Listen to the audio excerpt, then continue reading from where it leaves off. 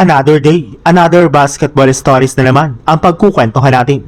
At ngayon nga ay pag-uusapan natin ang balitang may pangako nga na po sina Jamal Murray at Nikola Jokic sa Denver Nuggets at ang balitang posibleng pagbabalik na ni Luka Doncic sa Los Angeles Lakers.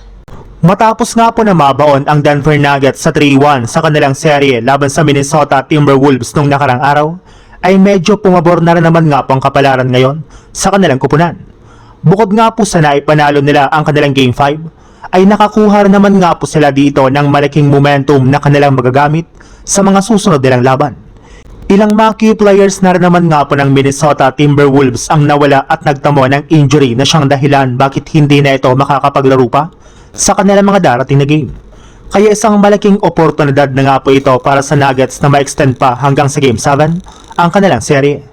Lahat nga po ng mga nangyayari ngayon ay pumapabor na sa Denver Nuggets, kaya mas tumaas na nga po ang confidence ngayon ng mga players ng Denver na maipapanalo nga po nila ang kanilang Game 6 sa darating na May 1. Mismong si Jamal Murray at Nikola Jokic na nga po nagsabi na wala nga na po silang ibang iniisip ngayon kundi maipanalo ang Game 6 para magkaroon pa sila ng pagkakataon na ipersa ang Game 7 sa kanilang serye.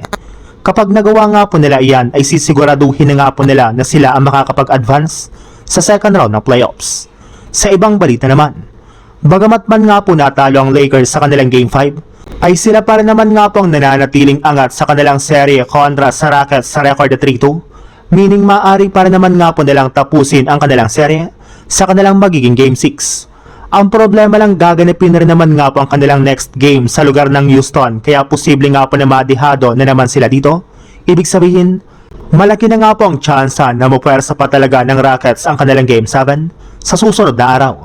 At dahil nga po dyan ay nagdedelikado rin naman nga po talaga ngayon ang kalagayan ng Lakers, since alam niya nga po ng kanilang opensa at depensa ay hindi na nga po imposible na silang maging kauna-unahang team na makambakan mula sa pagkakaroon nila ng 3-0 lead